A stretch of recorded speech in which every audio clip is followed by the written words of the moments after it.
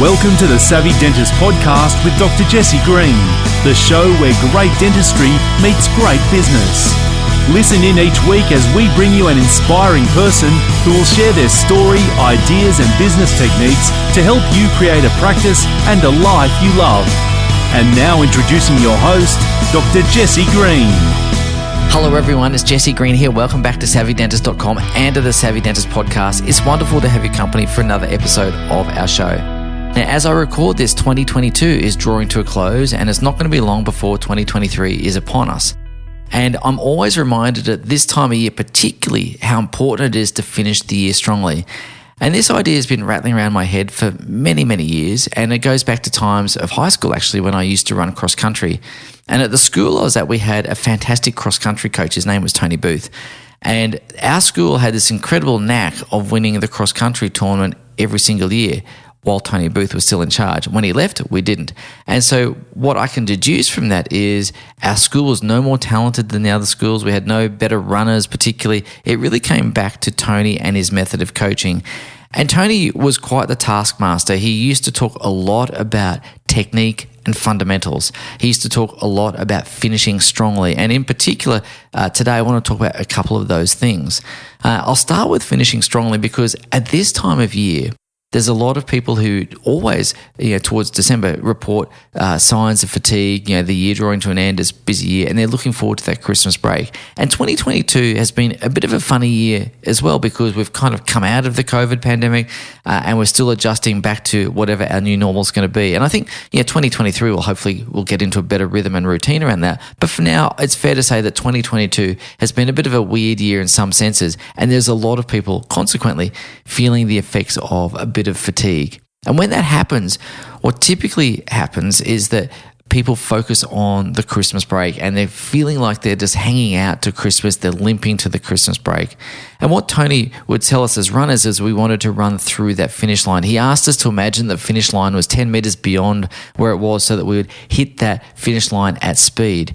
And the reason that was important in running circles, of course, is because it wasn't uncommon to see a runner starting to flag at the end, just trying to get to that finish line, only to be overtaken a meter or two before the finish line by someone who was finishing stronger, someone who was finishing faster.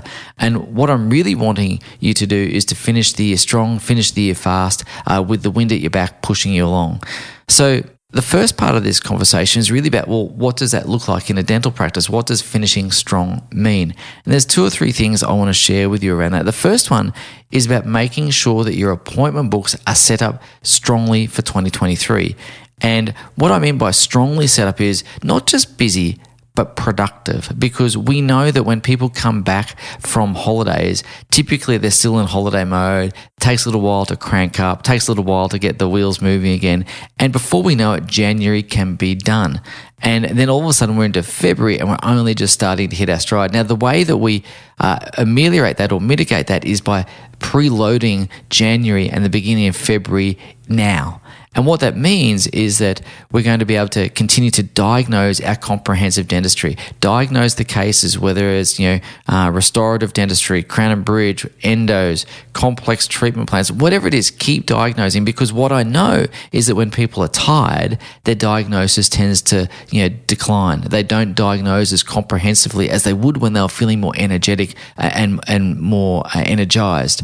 And so we want to make sure that we are continually diagnosing the best possible care for our patients. We're always wanting what's best for our patients. We want to diagnose comprehensively as though they're our mums, as though our dads, our family members, whatever the best dentistry we would recommend for our family is obviously what we'd recommend for our patients. Now, what that means when we get that right, though, is it means that we're coming back to a productive appointment book. We're coming back to, yes, a full appointment book, but we're going to make sure that we are hitting our stride from day one. We're not waiting until February to click into gear. We're not wasting a whole month or even 2 months if we count December. And if we waste December and January, really that's 1/6 of the 12-month period at our disposal. And no one wants to take a 16 or 17% reduction in their productivity. That's madness. So what we've got to do is to continue to push through this year and set up next. Come back to a preloaded 2023 with your appointment book full and productive, those high-end cases, those big cases in your appointment book from day one. So you're not waiting to get into gear. You're not waiting to kind of shake off the holiday vibe and get down to work. And so if you want to capitalize and hit 23 hard and come out of the gates fast, I'd really, really encourage you to keep that energy up, to keep that focus up, to keep that diagnosis up so that your books are full and productive. Now, the second thing I want to share with you about finishing the year strongly is about completing tasks, because when we go to the holiday break, I want you to go to the holiday break knowing that you've done all that you can, that you've finished as much as possible, and that gives you the mental freedom to really unwind and relax and not think about work so much. And what I know is that incomplete projects are like an open loop in our mind. And when we have open loops in our mind, there's something nagging in our subconscious, bringing our thoughts back to those things that we need to do. So if we're going to have a restful holiday where we rejuvenate and take stock and do all those things, it is important to close as many of those loops as possible. So the second thing about finishing the year strongly is about listing out all your incomplete projects. Take inventory of what you've started but not yet finished. And then what I'd ask you to do is to think about those projects and triage them and think, well, which ones can I get done between now and holiday time? And the way to do that is to plot your projects on what we call an impact and ease filter. So if you draw a cross on your page, much like a dental quadrant, and on the vertical axis you plot impact, and on the horizontal axis you plot ease. So impact is, those projects that are going to make a big difference in your practice, the things going to really move the needle. And ease is fairly self-evident, fairly self-explanatory. What are the things that are either easy to do or easy to complete? Because maybe we're 90% of the way completed. And then what we're going to do is we're going to look at the projects that we've listed as incomplete and plot them on that impact and ease filter. And clearly you'll have some that are easy to do that are low impact. You'll have some that are high impact that are hard to do or hard to complete between now and Christmas. But there will be some in that top right quadrant that are going to have some high impact and be relatively easy to complete before Christmas. And I'd really encourage you to get those ones done. Get that low-hanging fruit and complete those projects. Tick those ones off your list first, and that closes down a few loops so that, again, you're not having to think about that between now and Christmas, but also over the Christmas period as well. So when it comes to that, really do spend some time looking at the incomplete projects, triaging them according to the impact and ease filter, and then making sure we allocate our resources, we put the energy into it, and we tick it off. I know that if you feel or if you do get those things completed between now and Christmas, you will feel a great sense of achievement. You'll feel happy and content as you go into the Christmas break. And when you go into the Christmas break, it really is about rejuvenation. Over the Christmas break, though, apart from resting and relaxing, which is clearly important, and I'll talk about that in a moment, I do think it's also important to consider having a log of lessons and to reflect on the year that's been and to think about, well, what went well and what didn't, and take those lessons from 2022 into 2023. So there's a couple of things that I'll share with you, a few questions. You might want to write some of these down. And the first question would be, what did we consistently do very well in the last 12 months? And, why was that a win? And how can we ensure that we continue to repeat that in 2023? So the first question, just once again, is what did we consistently do well in the last 12 months? Why did that matter, or why was that a win? And how can we ensure that we continue to do those things in 2023, build on that good habit? The second question is, well, what did we inconsistently do well in the last 12 months? In other words, where were we a bit hit and miss? What did we do well some months but not other months? And why were we inconsistent? And then how can we be more consistent in 2023? And then the third question is, where did we get distracted throughout the year? What took our focus? What took our eye off the ball? And what distracted us? And how we remain focused next year in 2023? Because, the old saying is where focus goes, energy flows. And we've got to make sure we're focusing on the right things. And so how did we get distracted? And how can we prevent that distraction next year? How can we remain focused? And the next question is, what did I learn about my practice this year? Did I learn that we have risk in areas I didn't anticipate? Did I learn that we're actually quite resilient, and how can we build on that resilience? What did we learn about our team structures? What did we learn about our team members? What did we learn about our systems, our finances, our marketing, our case presentation or sales processes? What are those lessons that we learned this year about that? Did we learn that maybe you as the principal dentist are the rainmaker for the practice, and maybe we need to start having revenue generation from other sources? Maybe we need our associates or our therapists and hygienists to do more revenue generation than they're currently doing. I'm not sure what it is for you, but there'll be things that you would have learned about your practice this year, and I'd encourage you to capture that so you can reflect on that. And the final question is, what did you learn about yourself? What did you learn that your strong points are? Where did you come unstuck? How was your leadership this year? How did you show up? Did you show up in the best possible way? I was having a conversation with a friend of mine just a moment ago before I recorded this conversation, and he talks about leaving red marks and green marks. Did I leave green marks? In other words, did I leave people feeling positive after the interactions I had with them, or did I leave people feeling slightly negative? How can I have more impact, more positive impact, leaving more green marks where I go and reduce the number of red marks where I go? What can I do to improve my own leadership? Because we know there's really 3 levels of leadership. There's primary leadership, which is how we lead ourselves, how we show up. Secondary leadership, of course, is how we lead others. And tertiary leadership is how we develop other leadership teams. So how have I gone in my own leadership, whether it's primary, secondary, or tertiary leadership that we're talking about? How do we reflect upon that over the new year? So I wanted to also talk to you a little bit about the holiday. And of course, holidays are there to be enjoyed. And I really want you to go and enjoy your holiday, but I also want you to take the time to seriously rejuvenate.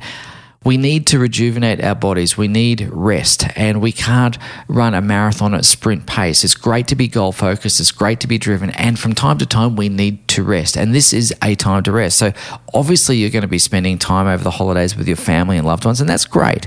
But I'd really encourage you to take some time for yourself as well. And whatever that means for you, maybe it's just enjoying your hobby. Maybe it's about grabbing a great novel and disappearing into that for a while. Maybe it's about going out into nature and experiencing that. Whatever it is that fills you up and re-energizes you is something I'd love you to focus on, because there is a real discipline around rest. We often talk about the discipline of work, but there's a discipline around rest as well. And finally, I'd really just encourage all of us, particularly here in Australia where I am and wherever you may be, to count our blessings. We all know that throughout the world at the present time, there's a lot of people doing it tougher than us. And of course, we want to take stock of our blessings because it helps give perspective to what we're doing.